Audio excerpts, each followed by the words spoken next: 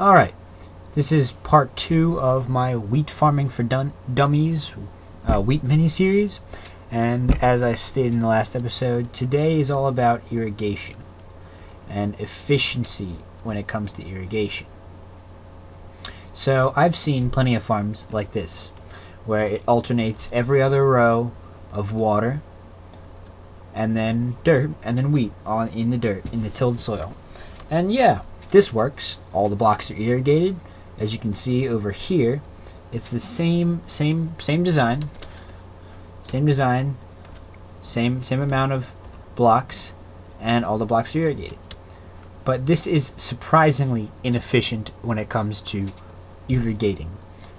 I mean, yeah, well, it irrigates efficiently, it irrigates all the blocks, but it's inefficient when it comes to wheat farming, because this provides less wheat, less places to plant wheat stalks.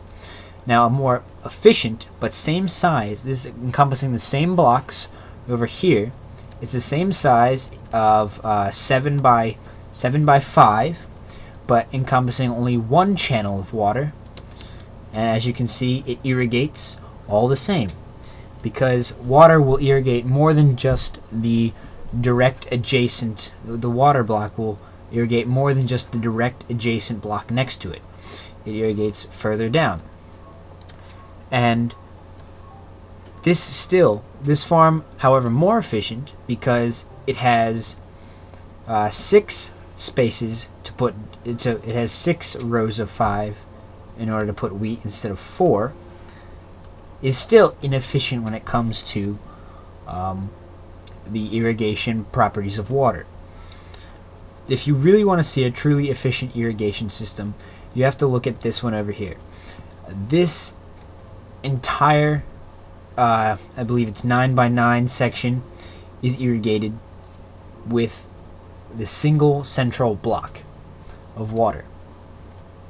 And I mean, I am still trying to figure out how it does all of these, not just the blocks next to it, but how it ends up doing all these blocks in the corners. I can't quite figure that out yet, but I can kind of give a slight explanation about it to the best of my ability. But the first thing we have to understand is that a water block will irrigate up to 4 blocks away from it. And as we can see, we have the water block irrigating 4 blocks.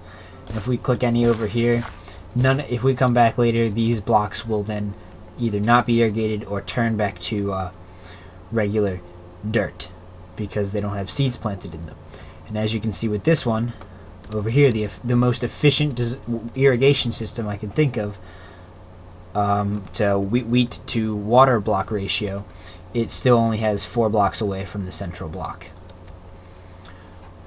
And as we can see, it's starting to, the dirt is starting to come back, and these 3 blocks left have not been irrigated.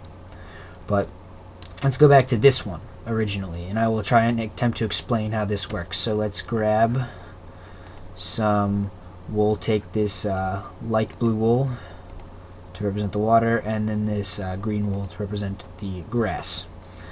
So if we have this water block in the center, it'll irrigate the 4 blocks directly adjacent, directly perpendicular to it, I guess, which then, if you look at it, forms a sort of coordinate plane, if you know what that is in math class, with the blue block being the origin of 0, 0.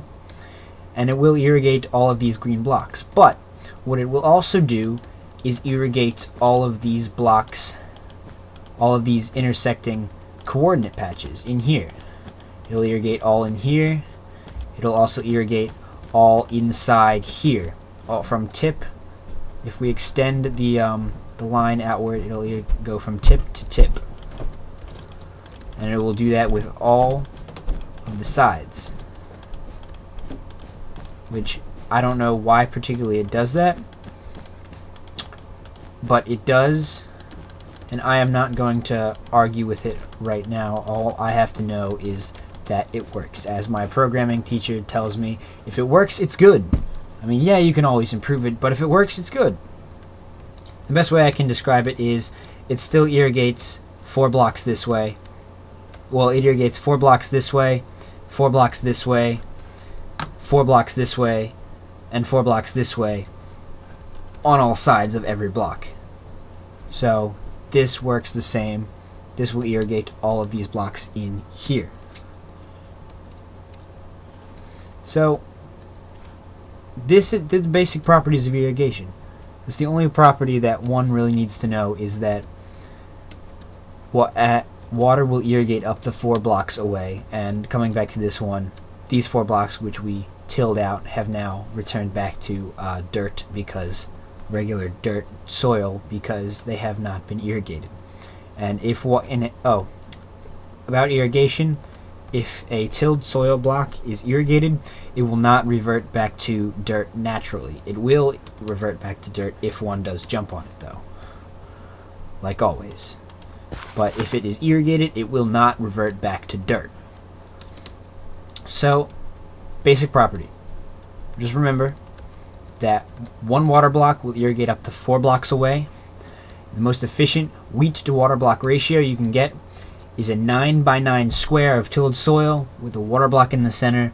All of that will be irrigated, but none of this on the outside. Anywhere outside this will be irrigated in any fashion. But take this into consideration when you are designing your wheat farms, and you will soon be having even more efficient wheat farms, because you have a more efficient water to, or irrigation water block to tilled soil ratio, therefore allowing you to plant more wheat. So I hope you enjoyed. Stay tuned for part 3, where I will be going over automatic systems of farming, both using water blocks to destroy wheat and pistons, because there are some piston wheat farms that are pretty efficient, but in my opinion, water is the best method for harvesting wheat. So stay tuned.